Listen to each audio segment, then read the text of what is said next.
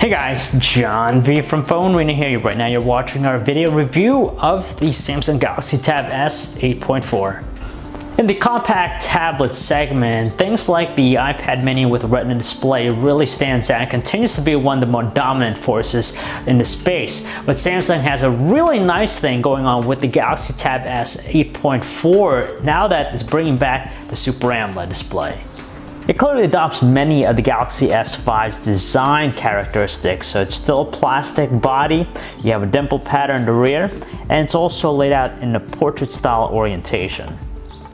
On one hand, we appreciate that the plastic housing gives it a thin and lightweight construction, so it's very easy to hold in the hand, but at the same time, it's lacking that premium quality.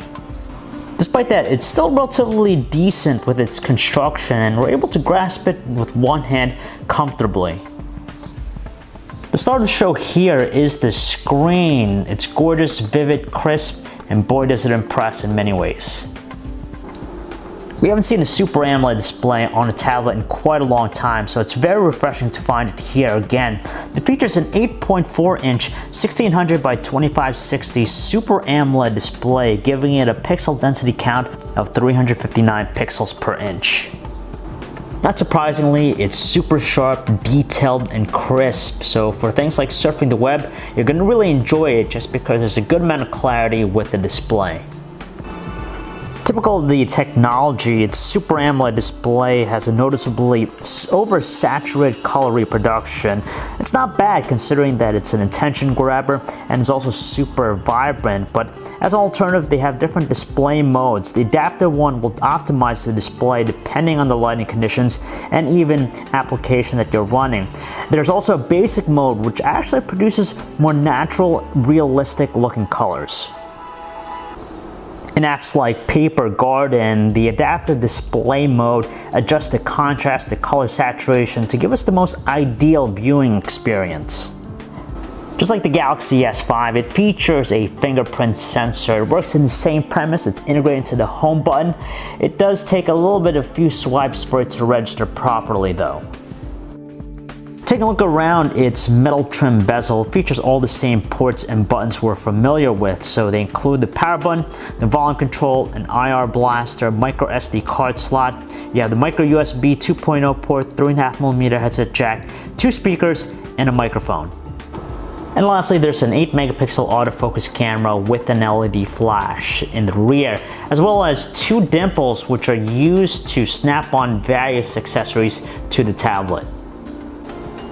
So let's change the focus and talk about the software. It's running TouchWiz on top of Android 4.4.2 KitKat, so nothing surprisingly new. In terms of the visuals, I'm just going to say it's short here. It's rather bland and kind of lacking in terms of the more stylish appeal of other rival UIs. But the nice thing is that they've kind of toned down the feature set, so you're not going to be bombarded by too many redundant stuff that we find on previous TouchWiz efforts. However, they kept some of the more important features. For example, you have multi-window for true multitasking. You just swipe from the right side at any time. And from here, we're able to actually have that true multitasking experience just because we could have 2 apps running side by side to one another. One really cool new feature with the tablet is Side Sync 3.0. So if you have a Galaxy S5, basically when you run the apps together, you're going to be able to have an emulator of the phone on your tablet. So you have access to everything.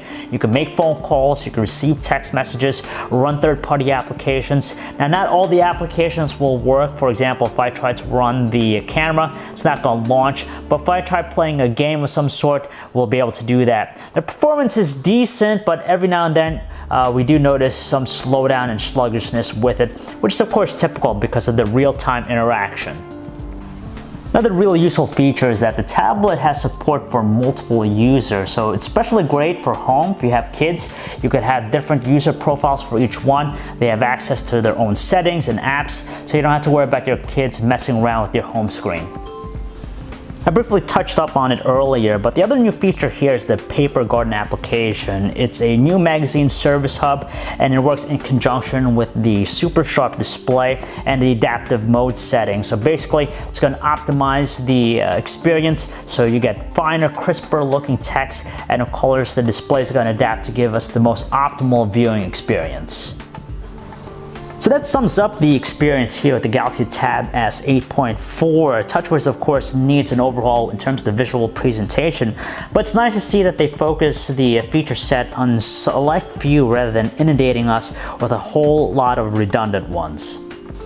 You know, you're not going to have too much of a problem running most of today's 3D games. Every now and then, we still notice some performance hitches with the tablet. It's powered by a 1.9 GHz Exynos 5 Octa 5420 processor coupled with 3 GB of RAM.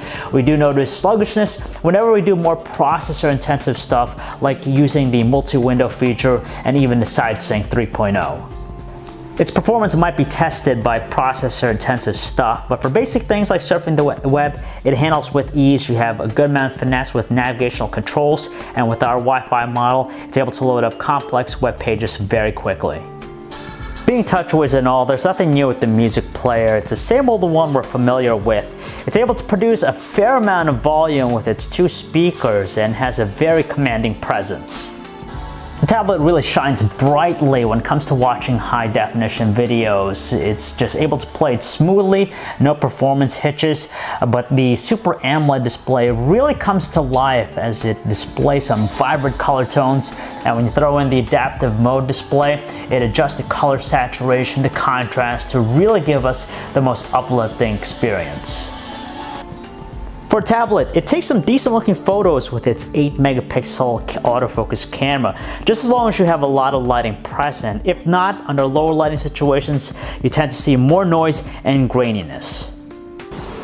At the same time, it produces favorable results with its 1080p video recording quality, sharp looking details, it records smoothly, clear audio recording, and its continuous autofocus feature is pretty quick on the fly.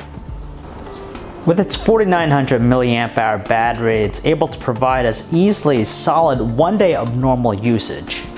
There's something good brewing here with the Galaxy Tab S 8.4. When it comes to compact tablets, this is one that we definitely recommend. With a $400 price point for the base Wi-Fi model, it's pretty much on the same pace as the iPad mini with a Retina display. Therefore, if you're in the market for a compact sized tablet, the Samsung Galaxy Tab S 8.4 has a lot good going for it. You have some really up-to-date hardware, you have a pretty thin and light construction, and on top of that, that gorgeous Super AMOLED display continues to be one polarizing thing. So if you guys want to learn more about the Samsung Galaxy Tab S 8.4, you can check out our website, phonearena.com. It's John V. Thanks for watching.